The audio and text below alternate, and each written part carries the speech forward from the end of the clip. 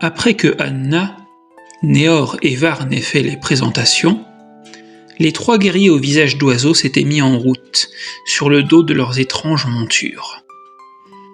Géonc, le chef de ces guerriers, invita les Mélios à rencontrer leur clan, dans leur village. Ils se nommaient Odo entre eux.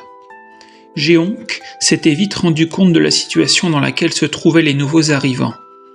Sans chercher à en savoir plus dans l'immédiat, il avait décidé d'aider les blessés et les familles. Dans ce but, il proposa de laisser la plupart de ses guerriers avec les Mélios, au cas où l'animal qui s'en était pris à eux reviendrait et pour partager un peu de nourriture avec eux. Ensuite, Géonc demanda si Anna, Varn et Néor pouvaient les accompagner afin d'expliquer leur situation au chef du village, pour ensuite envoyer plus d'aide et surtout des guérisseurs. Les Mélios en avaient discuté entre eux. Cela n'avait pas été long. Les choses semblaient se passer mieux que prévu et toute aide était la bienvenue. Le clan de Mélios avait donc accepté le compromis des Odo, et les personnes désignées s'étaient mises en route pour le village. « C'est un bien bel endroit », dit Varn aux 2 Odo assis à côté de lui, à l'arrière de la charrette. Celle-ci avançait sur un sentier traversant une très belle prairie, tirée par ce que les Odo appelaient des lézardés, les créatures que les pisteurs Mélios avaient trouvées en petits groupes dans la même prairie, avant de tomber sur leurs propriétaires. « Où sommes-nous au fait ? » « Eh bien nous sommes sur une île, guerrier, la grande île de Harak, » répondit l'un des Odo. « M'appelle Ondros, voici mon frangin aîné, Myrk. Me rappelle d'ailleurs que j'ignore toujours vos noms. Je m'appelle Varn, guerrier, et voici Tigrine, mon épouse. » En effet, Tigrine avait clairement fait comprendre que Varn n'irait pas au village sans elle. Géonc, le guerrier Odo, n'y avait vu aucun inconvénient. Varn n'avait donc aucune raison de l'obliger à rester au navire. Tigrine n'avait pas beaucoup aimé voir Varn face au monstre de tout à l'heure sur la plage, même si son époux était un guerrier. Le vieux Varn en avait toute conscience, raison de plus pour la laisser venir afin qu'elle se rassure un peu. Tigrine tourna son regard vers les 2 jeunes guerriers et hocha la tête en signe de salut. Elle se reposait contre l'épaule de son mari depuis qu'ils étaient montés à bord de la charrette. C'était une bonne chose, après l'angoisse et les autres émotions de la traversée, de relâcher la pression d'un cran. « Pardon, monsieur Varn, est-ce qu'elle va bien ? Nous avons fait un long voyage, par contrainte et sans trop savoir où cela nous mènerait. La plupart d'entre nous sont dans le même état de fatigue mêlé de soulagement que Tigrine. Qu'est-ce qu'a bien pu arriver pour qu'un clan entier se retrouve forcé de prendre la mer dans cette condition ? Chaque chose en son temps, Ondros mon ami. Chaque chose en son temps. » Le village de Géonc était dans les hautes plaines de l'île de Harak. On pouvait voir une montagne au-delà.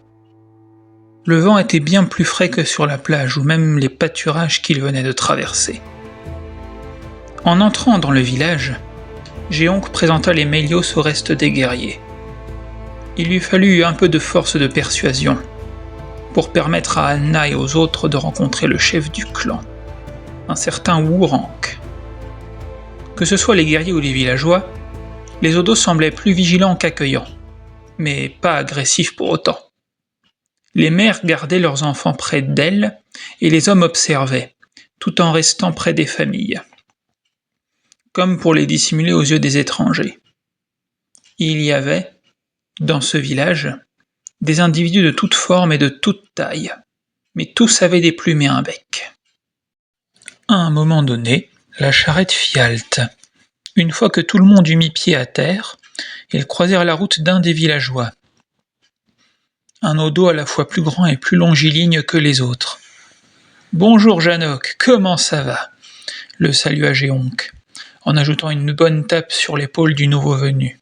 « Bonjour Géonc. » Janoc se massa le bras. Cet acte de franche camaraderie avait été quelque peu douloureux.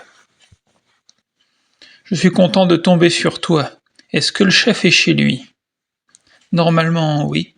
Pourquoi cette... » Janoc jeta un coup d'œil derrière le guerrier et son regard croisa celui des Mélios. Janoc, je te présente Néor, Anna, Varne et Tigrine. Leur bateau s'est échoué sur le rivage. Eux et les autres familles à bord vont avoir besoin de notre aide pour soigner les blessés et retrouver les autres navires qui transportaient leur peuple. Ah, je comprends. Je suis Janoc, soyez les bienvenus. Lui et les 4 Mélios se serrèrent tour à tour la main. Quand vint le tour du frère d'Anna, celui-ci demanda à Janoc s'il voulait se joindre à eux. Très content de vous rencontrer, Janoc. Moi, c'est Néor et voici ma sœur. Vous nous accompagnez jusque chez votre chef ? Janoc ouvrit de grands yeux. Il semblait chercher quoi répondre. J'aurais bien dit oui, mais non. Non, merci. Je suis désolé, j'ai plusieurs choses à faire avant de rentrer. Pardon, d'y aller. Voir le chef, je veux dire. Oh, il n'y a pas de mal. Au plaisir de vous revoir.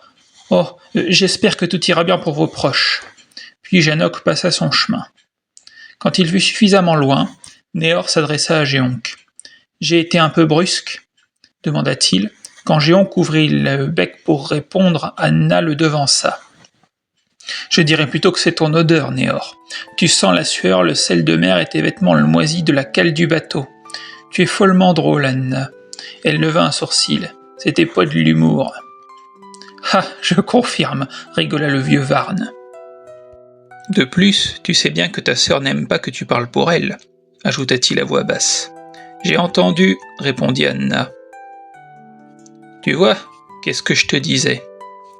Et Varne suivit Anna et Tigrine, qui étaient déjà quelques mètres plus loin, laissant Néor en plan. Géonc, qui lui était toujours là, s'adressa au jeune chasseur. En fait, Janoc est le fils aîné de feu le chef Wouranc. Ah oui ? demanda Néor. Ces derniers temps, Janoc a tendance à éviter son père. Pour quelle raison ? Géonc sembla se demander s'il devait en dire plus. Oh, moi et les histoires de famille, se contenta-t-il de répondre. Les deux reprirent la traversée du village au dos, jusqu'à la demeure du chef, en haut d'une colline.